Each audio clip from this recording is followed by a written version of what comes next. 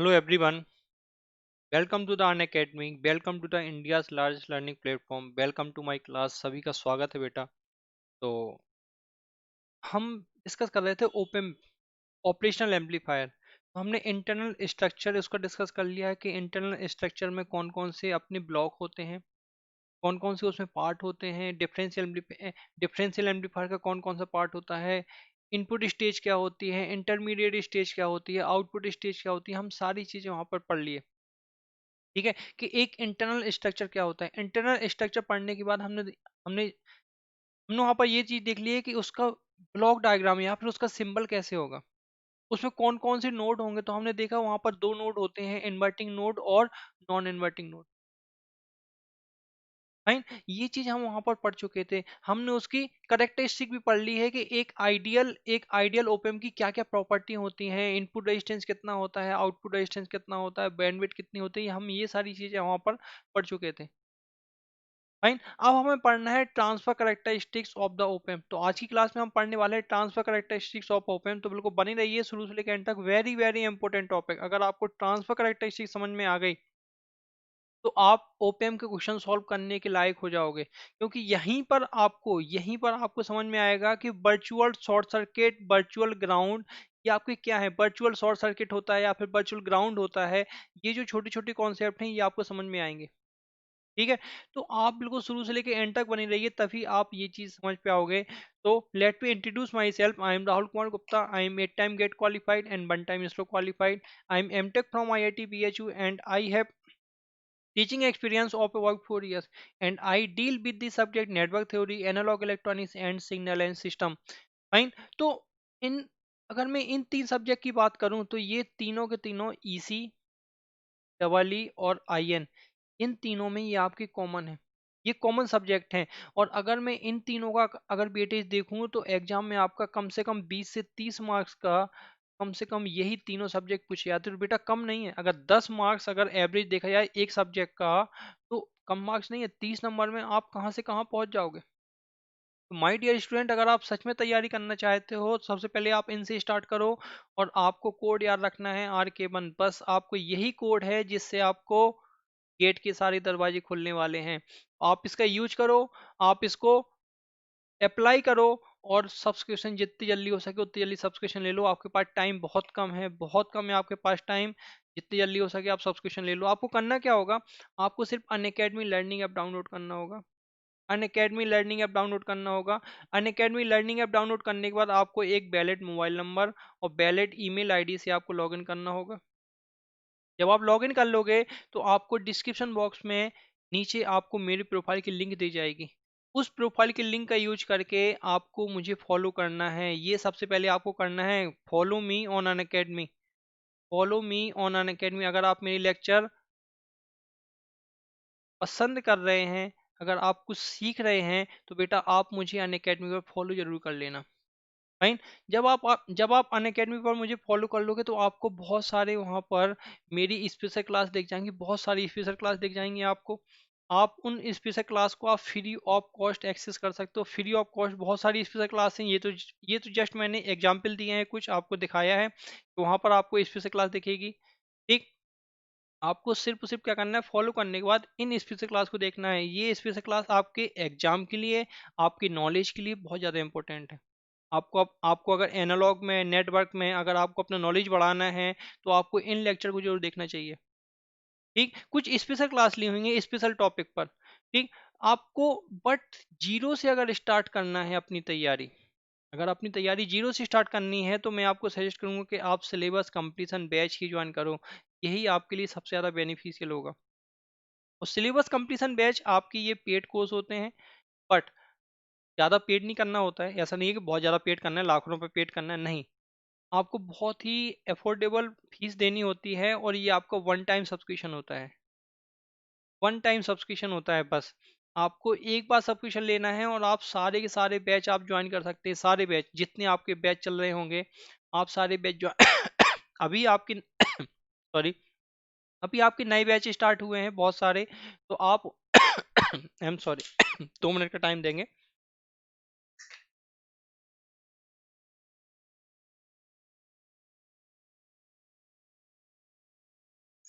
तो अभी बहुत सारे बैच स्टार्ट हुए हैं, नए बैच स्टार्ट हुए हैं, आप उन बैच को ज्वाइन कर सकते हो। रैंक इंप्रूवमेंट बैच है, एक्सीलेटेड बैच है।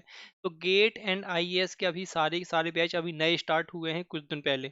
ठीक है, तो आप अगर यहाँ से सी ऑल करोगे तो आपको सारे बैच दिख जाएंगे, आप सारे बैच में जाके पढ़ सकते हो, सबसे अच्छी बात ये है। ठीक। और अब मैंने आपको टेस्ट सीरीज मिल जाएगी, most important thing is test series.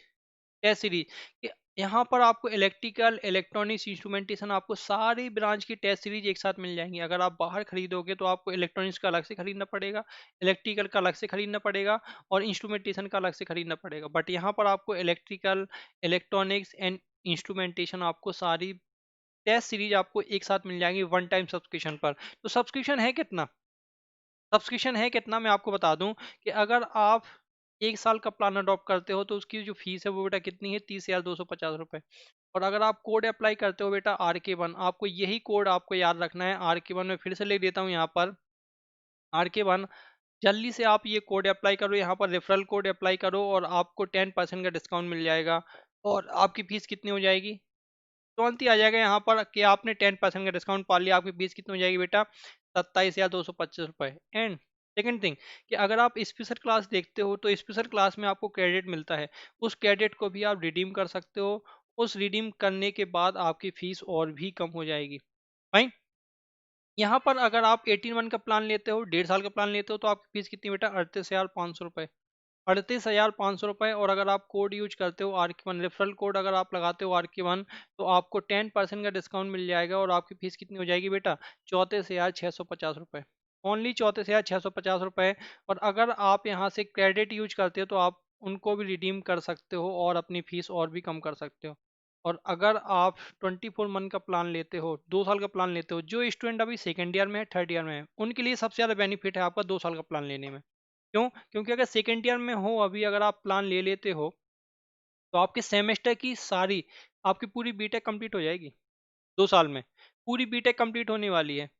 तो बीटेक के सारे सब्जेक्ट आप पढ़ लोगे, सबसे पहले तो आपका बेस बहुत अच्छा हो जाएगा। क्योंकि सबको पता है कि बीटेक में कैसे एग्जाम देते हो, एक रात पढ़ के आप एग्जाम देते हो। तो बेटा अपना बेस मजबूत बनाओ, तभी आप इंजीनियर कहलाओगे, है ना।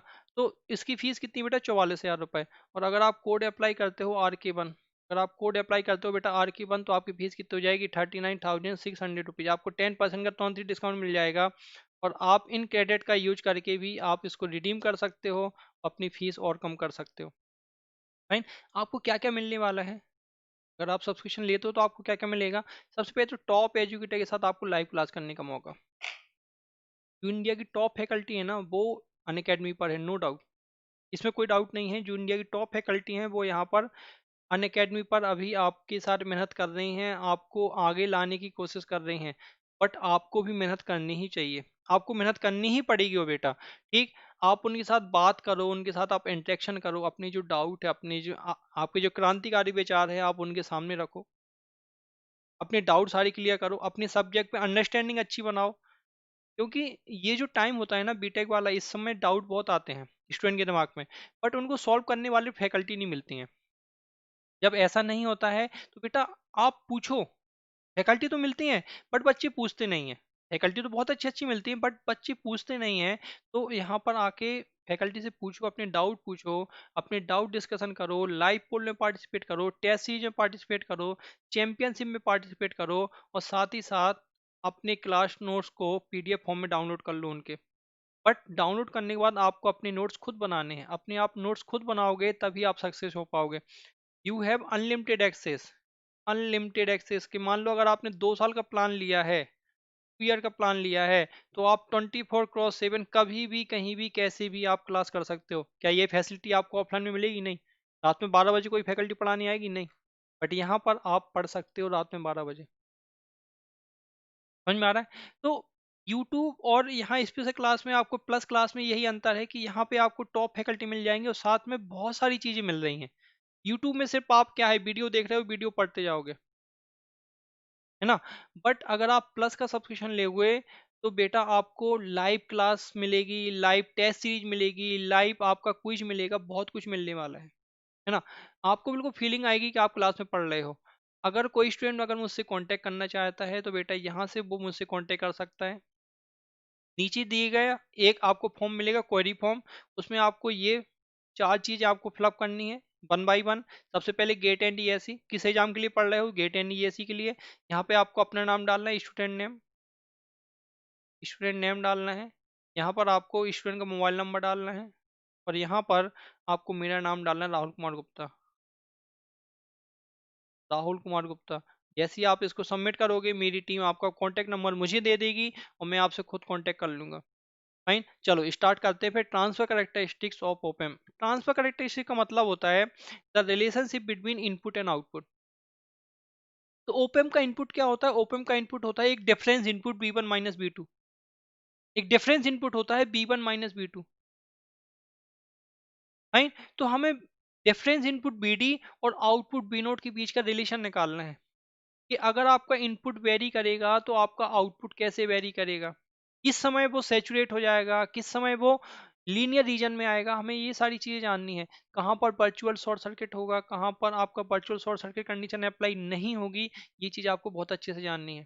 ठीक है, तो स्टार्ट करते हैं ट्रांसफर कैरेक्टरिस्टिक्स ऑफ ओपेम।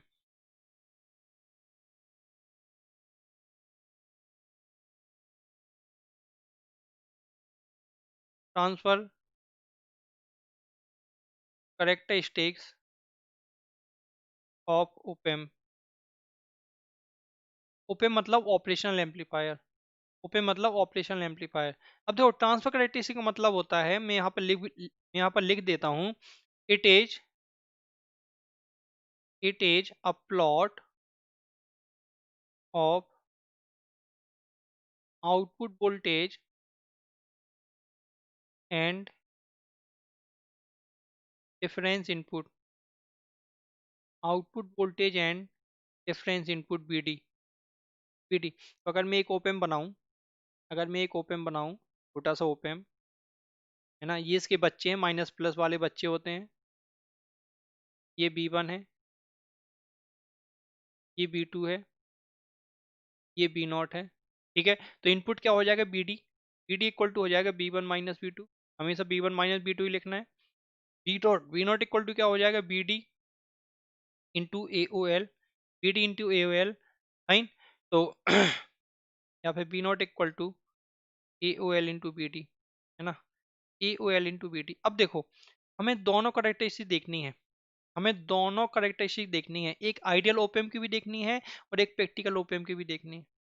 तो ideal op-amp and practical op-amp में सिर्फ इतना अंतर है कि आइडियल ओपेम का जो ओपन लूप गेन होता है वो इनफाइनाइट होता है, और एक प्रैक्टिकल ओपेम का ओपन लूप गेन कुछ फाइनाइट होता है बट लार्ज होता है, 10⁻⁶।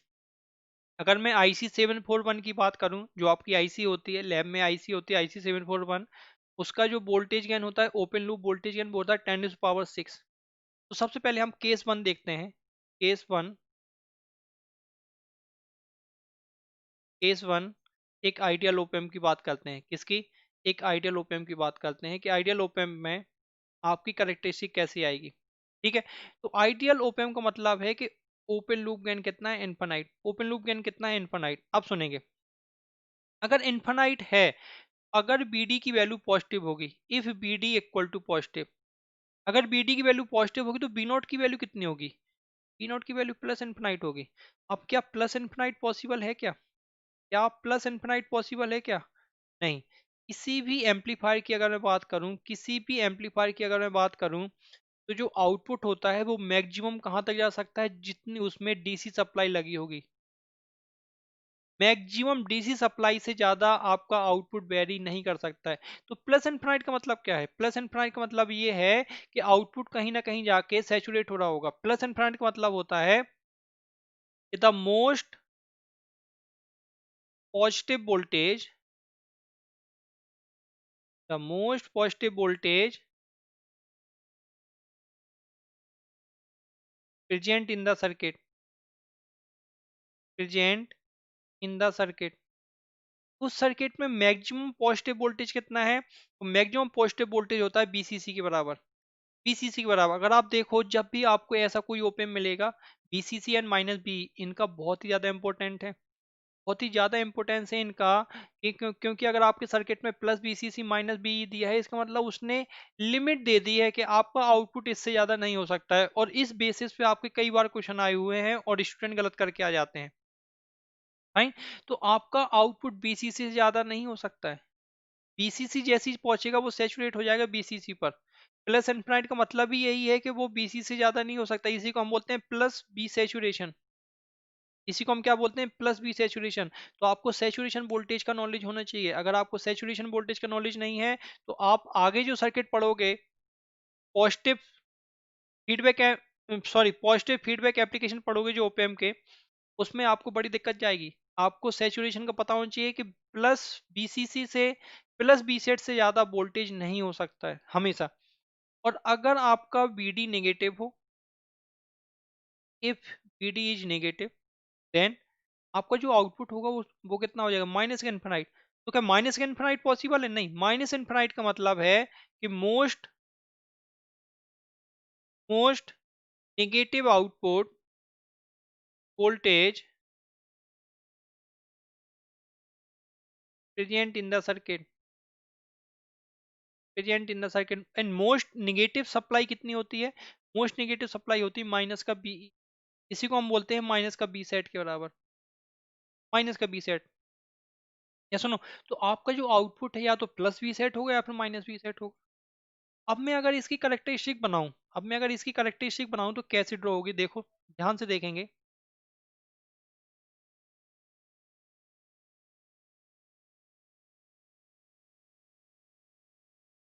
This is B D and this is output voltage B naught, this is output voltage B naught. ठीक है, तो जब बी डी की वैल्यू पॉजिटिव है तो आउटपुट कितना है, प्लस बी सेट। आउटपुट कितना है, प्लस बी सेट। और जब माइनस है तो आउटपुट कितना है, माइनस का बी सेट। आउटपुट कितना है, माइनस का। ये हो जाएगी आपकी इनपुट और आउटपुट के बीच की करेक्टरिस्टिक। तो देखो B D equal to zero पर क्या होगा, B D equal to zero पर तो वी कैन नॉट डिफाइन। आपकी जो लीनियर रीजन है वो बेटा बहुत कम है। आपका जो लीनियर रीजन है वो तो है ही नहीं इसमें, या तो प्लस बी सेट पर है या फिर माइनस बी सेट पर है। यही चीज समझ में आ रही है, या तो प्लस बी सेट पर है या फिर माइनस बी सेट पर है। अब देखो, आपको समझना है प्रैक्टिकल ओपीएम के बारे में, कि प्रैक्टिकल ओपीएम में जो आप यूज करते हो वो आप प्रैक्टिकल ओपीएम कैसे यूज करते हो। तो अगर मैं बात करूं केस टू, एक प्रैक्टिकल ओपीएम की बात करते हैं अब। प्रैक्टिकल ओपीएम का मतलब है IC 741 की बात करते हैं, इसका AOL कितना होता है, 10⁻⁶। अब ध्यान से सुनेंगे, जो आपका आउटपुट है B not equal to AOL into B D, that means B not equal to 10⁶ into B D into, मैं देखो यहाँ साइड में बना रहा हूँ करेक्टरिस्टिक्स, आपको यही चीज समझनी है। Characteristics is very very important, characteristics is very very important. This is B D and this is B naught. अब सुनेंगे, मैंने बी डी की वैल्यू बढ़ाई, मान लो बहुत कम, मान लो मैंने जो आपका ओपेम्प है, ओपेम्प मैंने मान लो कुछ ऐसा रखा। देखो ओपेम्प, मैंने आपका ओपेम्प बनाया, ये नेगेटिव है ये पॉजिटिव है, ये B1 है, ये B2 है, और ये बी नॉट है, और ये प्लस का BCC है, और ये माइनस का BE है। ठीक है, अब सुनेंगे कि BD की वैल्यू मैंने बहुत कम रखी, बहुत बहुत बहुत कम रखी, BD की वैल्यू में बढ़ाता गया, तो आपका आउटपुट भी क्या होगा, आउटपुट वोल्टेज बढ़ेगा। अगर मैंने मान लो BD की वैल्यू बढ़ाता गया तो आउटपुट की वैल्यू बढ़ेगी, बढ़ेगी। बट आउटपुट मैक्सिमम कहाँ तक हो सकता है, आउटपुट मैक्सिमम हो सकता है सिर्फ BCC तक, आउटपुट मैक्सिमम हो सकता है सिर्फ BCC तक, BCC से ज्यादा आउटपुट नहीं हो सकता है। इसी को हम बोलते हैं प्लस बी सेट, इसी को हम क्या बोलते हैं, प्लस बी सेट। मतलब आपका आउटपुट प्लस बी सेट से ऊपर नहीं हो सकता। तो जब आप BD की वैल्यू बढ़ा रहे हो तो ऑब्वियसली आपका आउटपुट बढ़ेगा, क्योंकि आउटपुट और इनपुट के बीच का कैसा है, लीनियर रिलेशन आ रहा है।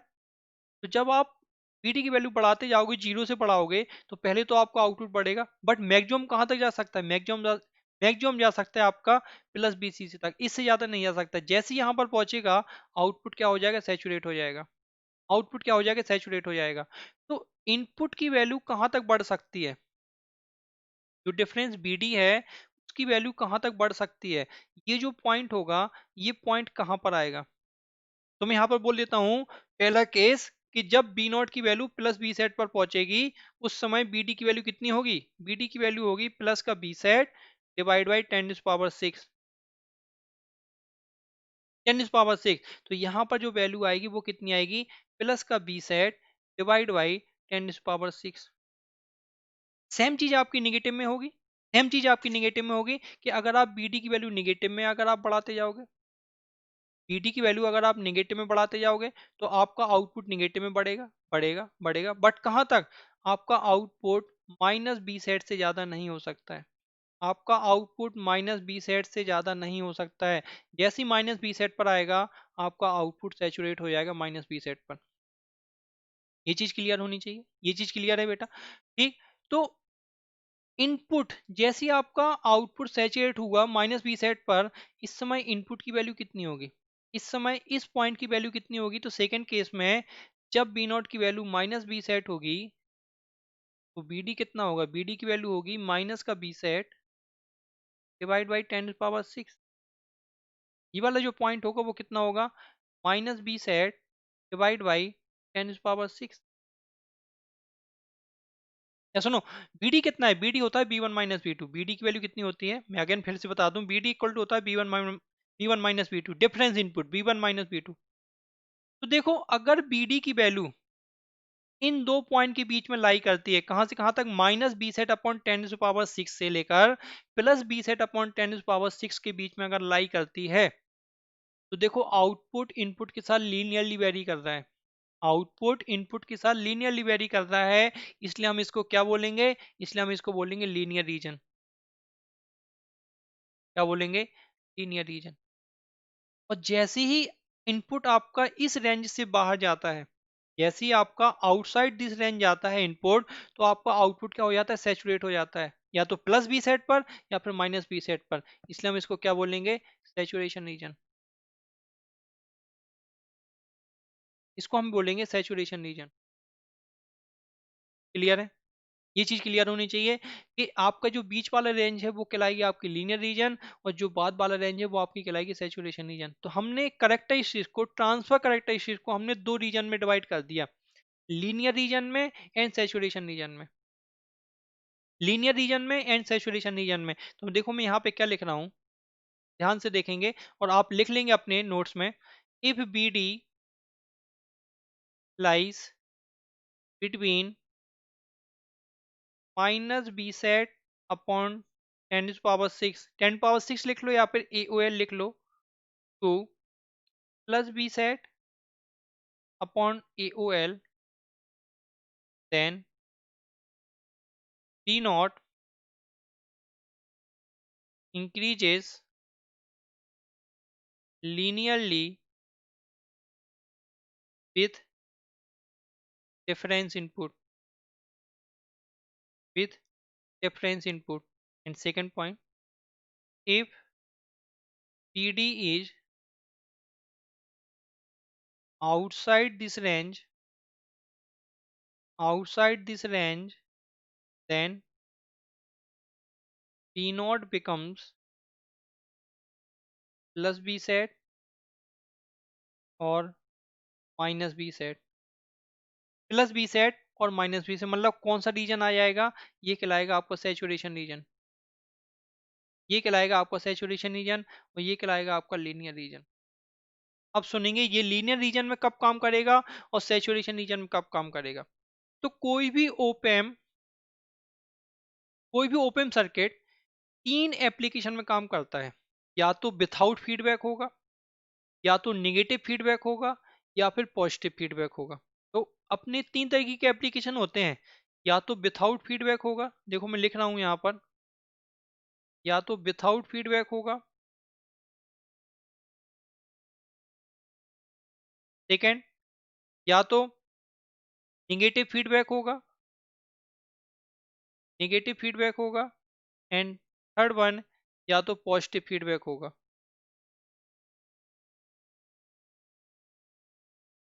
या तो विदाउट फीडबैक होगा, या तो निगेटिव फीडबैक होगा, या फिर पॉजिटिव फीडबैक होगा। ठीक। अब सुनेंगे, जब ओपेम विदाउट फीडबैक और या फिर पॉजिटिव फीडबैक में काम करता है, जब ओपेम विदाउट फीडबैक और पॉजिटिव फीडबैक में काम करता है, तो जो इनपुट होता है बी आई, जो इनपुट बी डी होता है, वो आपका लार्ज इनफ होता है, इतना लार्ज इनफ होता है कि उसकी रेंज कहाँ पे आती है, ये जो आपको रेंज दी गई है इससे आउटसाइड निकल जाती है। हमेशा, हमेशा जो आपका इनपुट होगा बीडी, वो हमेशा क्या होगा, लार्ज इनफ होगा। लार्ज इनफ का मतलब है कि अगर मैं इस वाली रीजन की बात करूं, तो आपका बीडी कहां पर आता है, आपका बीडी हमेशा जो minus B set upon AOL है और plus B set upon AOL है, इस रेंज से बाहर आता है। इस रेंज से बाहर आएगा, तो हमेशा जब पॉजिटिव फीडबैक या फिर विदाउट फीडबैक काम करेगा, तो हमेशा और हमेशा आपका ओपैम्प हमेशा सैचुरेशन रीजन में काम करेगा। यही एप्लीकेशन आपको हमेशा यूज करने हैं। जब भी आपका ओपेम का क्वेश्चन आता है, तो हमेशा आपका जो ओपेम है, अगर विदाउट फीडबैक है या फिर पॉजिटिव फीडबैक है, तो हमेशा ओपेम सैचुरेशन रीजन में काम करेगा और आउटपुट हमेशा या तो प्लस बी सेट होगा या फिर माइनस बी सेट होगा, depends on the value of BD. अगर बीडी पॉजिटिव होगा तो पॉजिटिव फीडबैक होगा, सॉरी, पॉजिटिव होगा तो प्लस बी सेट होगा, और माइनस होगा तो निगेटिव होगा तो माइनस बी सेट हो जाएगा। बट जब निगेटिव फीडबैक में काम करता है, जब ओपेम निगेटिव फीडबैक में काम करता है, तो इट इज पॉसिबल, जरूरी नहीं है ऐसा, इट इज पॉसिबल, मैं क्या बोल रहा हूं, it is possible, it may be possible, कि जो आपका इनपुट है वो इस रेंज में आए, वो इस रेंज में आए minus B set upon AOL से लेके plus B set upon AOL, right. और अगर इस रेंज में बीडी आता है, तो हमेशा नेगेटिव फीडबैक में ओपेम किस में काम करेगा, लीनियर रीजन में काम करेगा। तो मैं देखो क्या पॉइंट लिख रहा हूं यहां पर, ध्यान से सुनेंगे।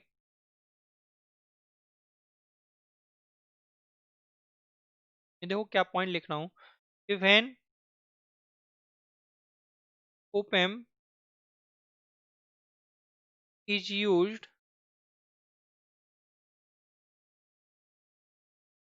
without feedback and also with positive feedback, with positive feedback, with positive feedback, difference input bd, difference input bd will be large enough, large enough, and hence opamp works in saturation region। हमेशा ये चीज आपको पहचाननी पड़ेगी, ये चीज आपको जाननी पड़ेगी कि अगर आपको सर्किट कोई ऐसा दिख रहा है जो विदाउट फीडबैक है या फिर निगेटिव, सॉरी, या फिर पॉजिटिव फीडबैक है, तो हमेशा विदाउट कुछ कुछ नहीं सोचना है, हमें किसी के बारे में नहीं सोचना है, आपका आउटपुट हमेशा या तो प्लस बी सेट होगा या फिर माइनस बी सेट होगा। बट जब आपका ओपेम निगेटिव फीडबैक में काम करता है, when op-amp is used with negative feedback, with negative feedback, the difference BD, the difference input BD becomes so small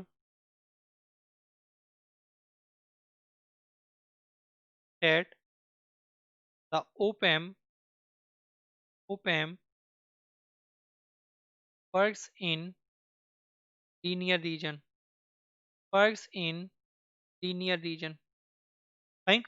तो इन जब भी आपका ओपेम नेगेटिव फीडबैक में काम करेगा, हमेशा आपका जो आउटपुट है वो हमेशा इनपुट के साथ लीनियरली वेरी करेगा। बट एक आध दो बार ऐसे क्वेश्चन आए हैं कि आपको उसमें नेगेटिव फीडबैक दिखेगा, आपको उसमें नेगेटिव फीडबैक देखेगा और बोलेगा, और वो बोलेगा कि इसका आउटपुट निकालो, इसका आउटपुट निकालो। और जब आप उसका आउटपुट निकालने जाओगे, तो हो सकता है वो प्लस बी सेट या फिर माइनस बी सेट से ज्यादा आ जाए।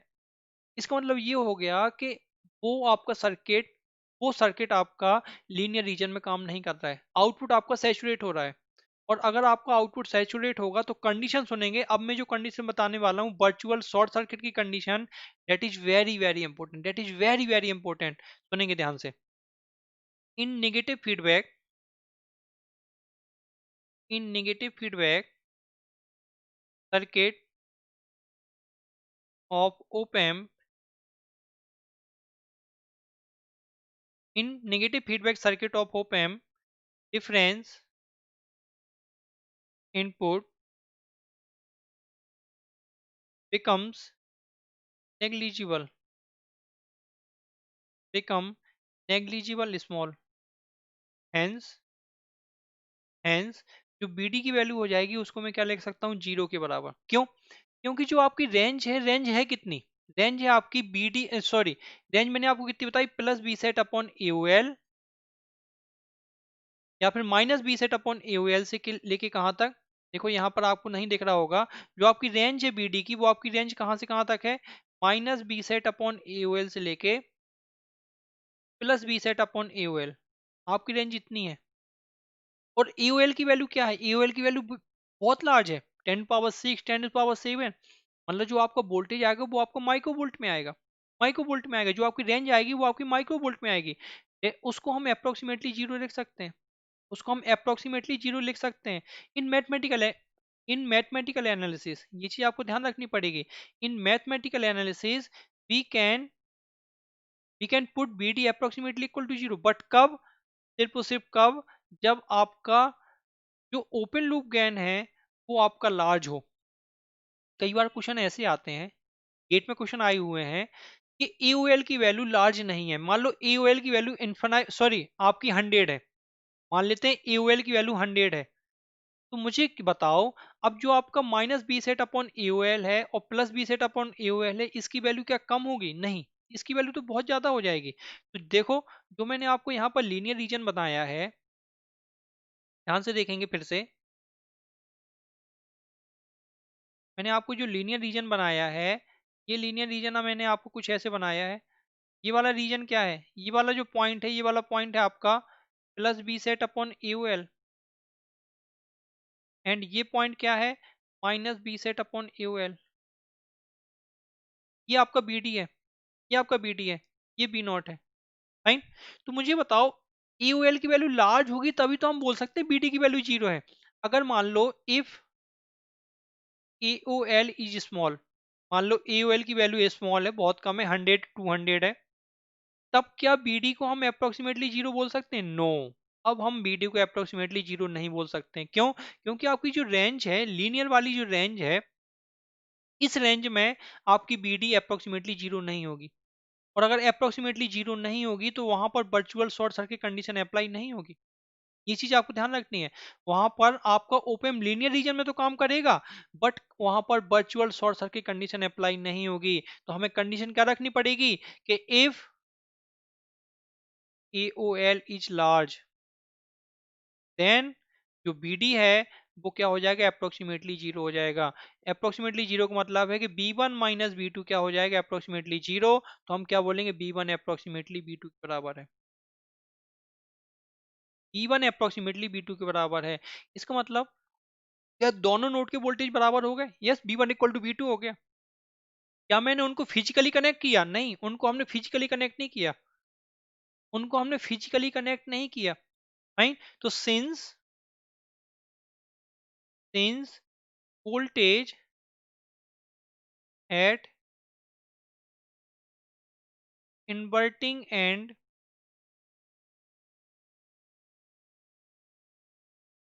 non-inverting nodes of op amp is becoming equal to becoming equal becoming equal without a physical short circuit, without a physically short circuit between them between them between them. भाई तो इसी को हम क्या बोलेंगे, इसी को हम क्या बोलते हैं, इसी को हम बोलते हैं वर्चुअल शॉर्ट सर्किट कंडीशन। इसी को हम क्या बोलते हैं, वर्चुअल शॉर्ट सर्किट कंडीशन, कि the two nodes are said to be virtually short circuited, virtually short circuited. तो देखो जब भी आपको कोई कंडीशन ना दी जाए, आपको कई बार सिंपल आपको ओपेम का क्वेश्चन आएगा तो आपको ज्यादा दिमाग नहीं लगाना है। अगर उसने बोल दिया है ओपेम आइडियल है मतलब खत्म है, एओएल की वैल्यू लार्ज है, वहां पे हम वर्चुअल शॉर्ट सर्किट कंडीशन लगा सकते हैं। बट कब, जब आपका निगेटिव फीडबैक होगा। Positive feedback and without feedback में तो लगाना ही नहीं है। उस केस में तो आपका जो बीडी होगा वो कहां पर आ रहा है, बीडी आपका या तो इस रेंज में आएगा या फिर आपका इस रेंज में आएगा, या तो बीडी आपका इस रेंज में आएगा या फिर बीडी आपका इस रेंज में आएगा। तो वहां पर तो आपको वर्चुअल शॉर्ट सर्किट कंडीशन आप लगा ही नहीं सकते, वहां पर तो बीडी की वैल्यू जीरो होगी ही नहीं, कभी नहीं होगी। तो विथआउट फीडबैक और पॉजिटिव फीडबैक में कभी भी virtual short circuit condition apply नहीं होती है। सबसे पहले तो virtual short circuit condition apply होती है सिर्फ और सिर्फ आपकी निगेटिव फीडबैक में, वो भी कब, जब आपका ईओएल की वैल्यू लार्ज हो, ओपन लूप गेन की वैल्यू लार्ज होगी, तभी आपका virtual short circuit condition apply होगी। Otherwise virtual short circuit condition apply नहीं होगी कभी भी किसी भी कंडीशन में। तो मैं यहाँ पर कंडीशन लिख देता हूँ, very very important note, very very important note. क्या है नोट, कि short circuit virtual short circuit property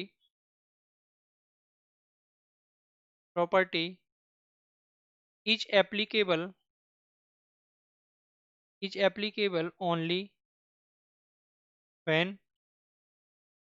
only when difference BD becomes negligible small, which is positive when negative feedback is used।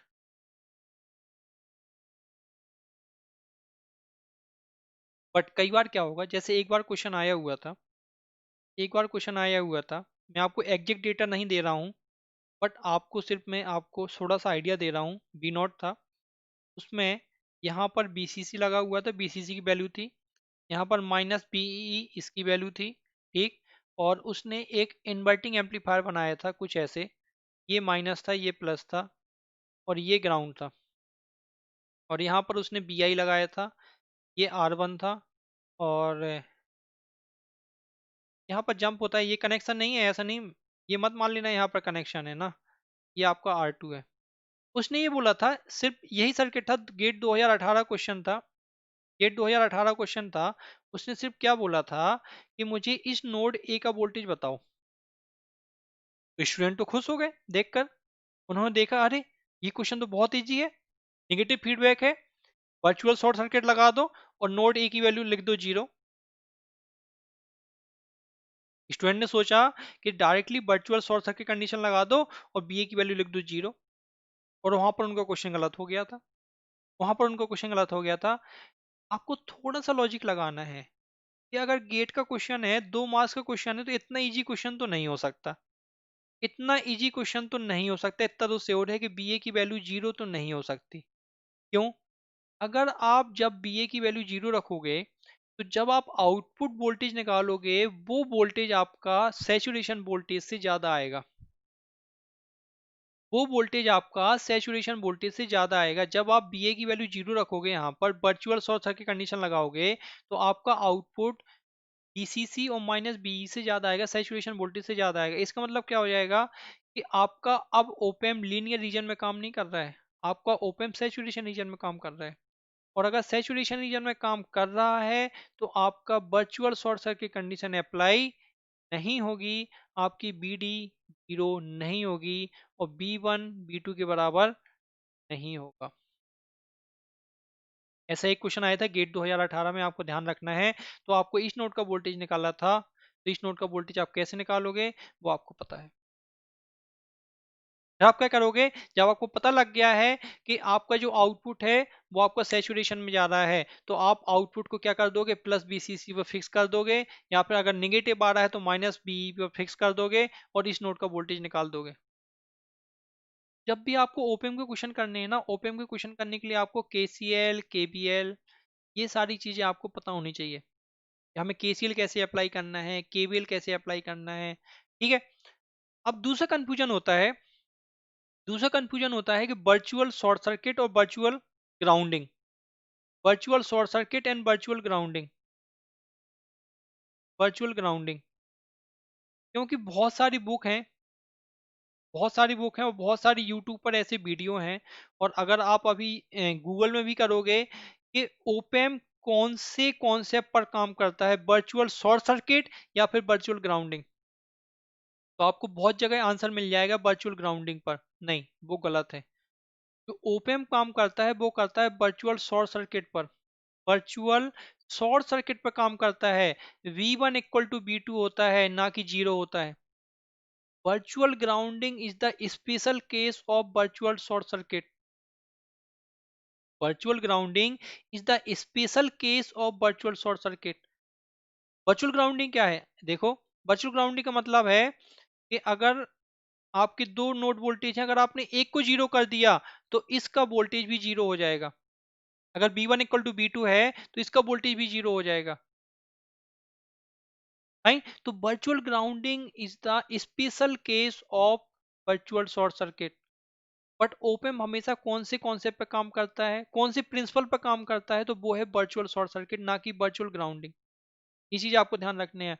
तो कई बार आपसे question पूछा जाता है interview में क्वेश्चन पूछ लेता है कि ओपेम किस प्रॉपर्टी पर, किस प्रिंसिपल पर काम करता है, तो आपको आंसर देना है वर्चुअल शॉर्ट सर्किट। तो वो बोलेगा वर्चुअल ग्राउंडिंग क्यों नहीं। तो virtual grounding is the special case of virtual short circuit. वहां पर B1 को अगर हम जीरो रख देंगे तो B2 इक्वल टू जीरो हो जाएगा। क्यों, क्योंकि B1 इक्वल टू B2 है, B1 इक्वल टू B2 है, वर्चुअल शॉर्ट सर्किट है। फाइन।